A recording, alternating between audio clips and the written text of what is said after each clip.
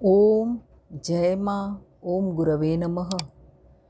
कुंडलिनी जागृत कैसे होती है, कुंडलिनी जागृति के बाद क्या अनुभव होता है, इसके ऊपर सभी साधकों और जिज्ञासु वर्ग की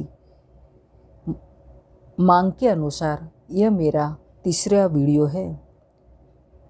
कुंडलिनी जागृति के बाद गुरु और शिष्य में एक प्रकार का प्रेम बढ़ जाता है। ऐसे गुरु को शिष्य के ऊपर पूर्णतः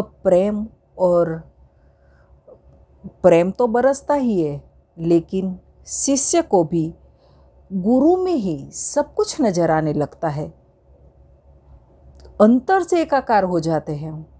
ऐसे दूसरे शिष्य, बाह्य शिष्य और जागृति वाले शिष्य, ये दोनों के बीच में बहुत फर्क है। मैं मेरी बात करती हूँ। मुझे गुरुदेव के सिवा कुछ भी होता है तो मैं गुरुदेव को ही कहती हूँ, तो मैं गुरुदेव के अलावा कुछ सोच ही नहीं सकती। लेकिन कई लोग मुझे ऐसे कहते हैं कि हम भी तुम्हारी तरह आध्यात्मिक है, लेकिन इतने अंधश्रद्धालु नहीं है। ऐसे ये फर्क होता है जागृति वाले और जागृति के ऐसे साधक के, दोनों के अलग अलग लक्षण होते हैं।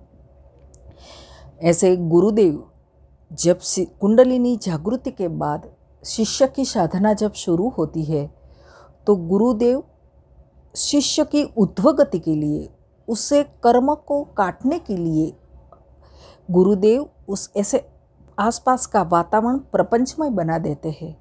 ऐसे सभी संतों को इसका अनुभव होगा। रमण महर्षि कहो, कोई भी संत कहो, सभी इस प्रपंच में से निकलते ही है। हाँ, ऐसे नहीं कहते कि संतराम मंदिर के संतराम साखी में लिखा है कि ठग पड़े वो संतराम, ऐसा ठग नहीं कोई, फांसी डाली ई प्रेम की मनना मस्तक माए। यानी गुरुदेव जैसा कोई ठग है ही नहीं कि गुरुदेव शिष्य को प्रेम की फांसी में बांध देते हैं और शिष्य की साधना कराते कराते शिष्य को गुरु ही बना देते हैं। ऐसे प्रपंच करने वाले बहुत लोग होते हैं। प्रपंचिक मनुष्य के बारे में तो क्या कहूँ, उसके लिए शांति का द्वार तो बंद ही हो जाता है, ऊर्ध्वगति तो होती ही नहीं है। लेकिन जन्म जन्मांतर तक जो ऐसे साधना वाले लोग होते हैं, उसके ऊपर जो प्रपंच किए हैं, उसका कर्म भुगतना उसके लिए बहुत भारी हो जाता है। वो आंतरिक शांति का, आनंद का अनुभव तो कभी कभी कर ही नहीं पाते। दूर दूर तक इसको शांति नज़र नहीं आती। हाँ, संसार के व्यवहार में उसकी गणना ऐसे लोग बहुत इकट्ठा हो जाएंगे, मिलेंगे, लेकिन गुरु को भी ऐसे कुंडलिनी जागृति वाले शिष्य के ऊपर पूर्ण विश्वास होता है कि मेरे शिष्य, मेरा जो ये साधक है, शिष्य है, वो कभी बुरा कर्म या बुरा काम कर ही नहीं सकता।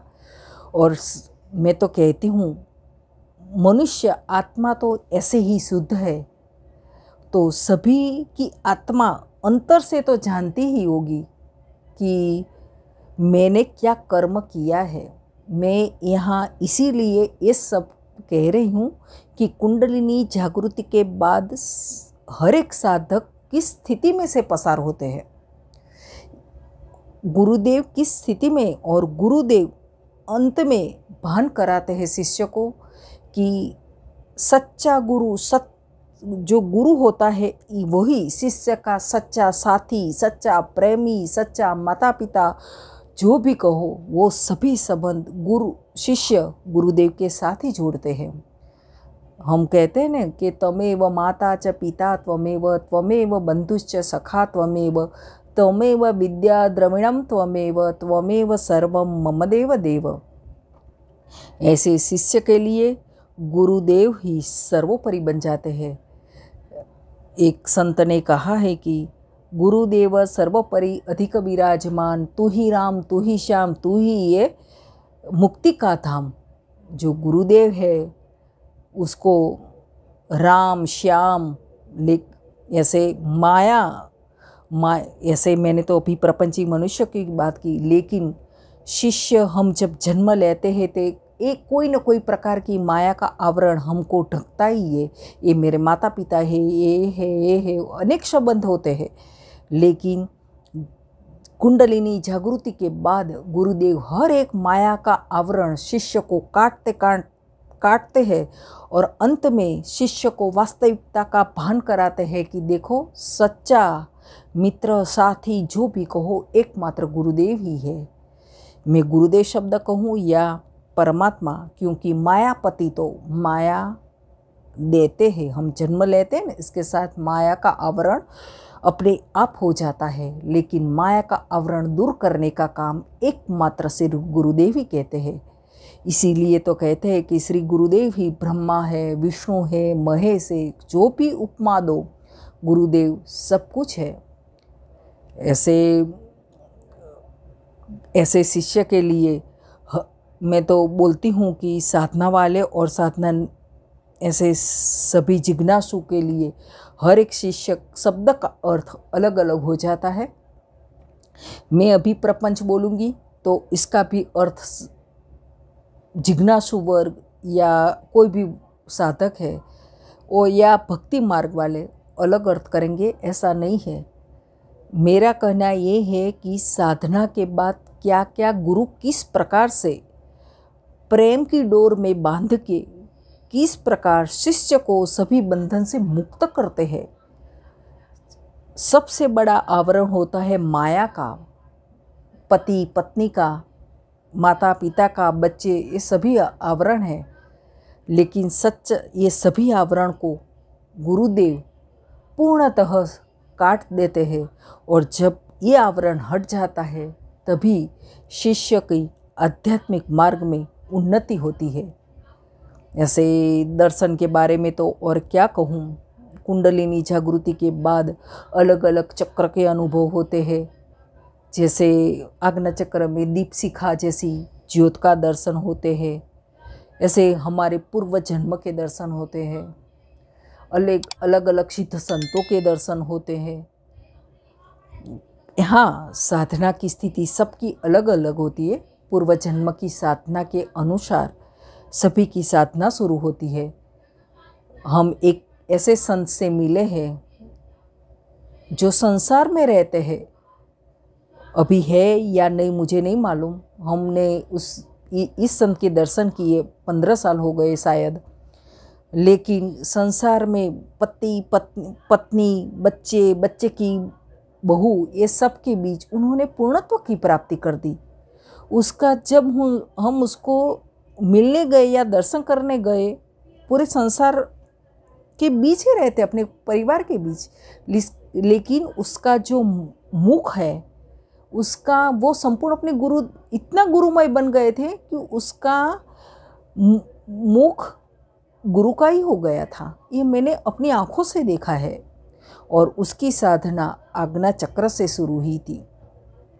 इसीलिए हमारे गुरुदेव, कोई भी संत, गुरुदेव केदार बाबा बहुत कहते हैं, कर्म करो, कर्म करते समय इतना ध्यान रखो कि वो हमारे जन्म जन्मांतर तक वो कर्म हमारा पीछा नहीं छोड़ता और उसका कर्म भुगतना बहुत भारी पड़ता है। इसीलिए मैं कहती हूँ, हर एक जिज्ञासु साधक वर्ग सभी को कहती हूँ कि हो सके तो जो ये प्राप्ति करनी है, परमात्मा की प्राप्ति करनी है, सिद्ध गुरु से मिलना है, ऐसे प्रपंची लोग, संत महात्मा बदलते रहते हैं लेकिन उसका प्रपंच नहीं बदलता। तो प्रपंच करते हैं और ऐसे संतों के दर्शन करने जाते हैं तो लौटते समय कुछ हाथ नहीं लगता, खाली हाथ ही लौटते, क्योंकि वो अपने साथ सभी जगह प्रपंच ही छोड़ते हैं और प्रपंच ही मन में बांधते रहते हैं। इसीलिए जिसको भी साधना मार्ग में प्रगति करनी हो, इस मार्ग में आगे जाना, क्योंकि यह वीडियो कौन देखेगा कि जिसको इस मार्ग में रुचि है। मैं इसीलिए कहती हूँ क्योंकि गुरुदेव केदार बाबा को हो, रमण महर्षि को हो, माँ आनंदमयी को, कोई भी सिद्ध संत को हो, सभी को ये अनुभव होगा। इसीलिए कहती हूँ कर्म अच्छा करेंगे, मैं अपने ऊपर भी कहती हूँ, कर्म अच्छा करेंगे तो साधना तीव्र गति से आगे बढ़ेगी। और प्रपंची लोग तो प्रपंच करते ही रहेंगे और हमारा कर्म काटने का सबसे बड़ा कार्य वो ही करते हैं। ऐसे कबीर साहब ने कहा है कि नहीं कहा कि निंदक यूं मति मिले, पापी मिले हजार, एक निंदक के शीश पर लाख पाप का भार। बस इसके साथ मैं श्री गुरुदेव की कृपा से जो बोल रही हूँ और आगे भी सबकी इच्छा से ये वीडियो आगे जारी रखूँगी। अभी मेरा एक वीडियो सभी की मांग है कि ध्यान क्या है, ध्यान कैसे होता है, इसके ऊपर मुझे जूम के द्वारा भी बहुत लोग कह रहे हैं कि ध्यान कराओ। तो मेरी एक इच्छा है कि एक मैं ध्यान का भी वीडियो रखूँगी, लेकिन एक वाक्य में बोल दूँ कि ध्यान करना और ध्यान होना दोनों में बहुत फ़र्क है। कुंडलिनी जागृति के बाद ध्यान की यात्रा अपने आप शुरू होती है। इसी के साथ कहते हैं कि ध्यान मूलम गुरो मूर्ति, पूजा मूलम गुरो पदम, मंत्र मूलम गुरो वाक्यम, मोक्ष मूलम गुरो कृपा। बस श्री गुरुदेव की कृपा ही चाहिए।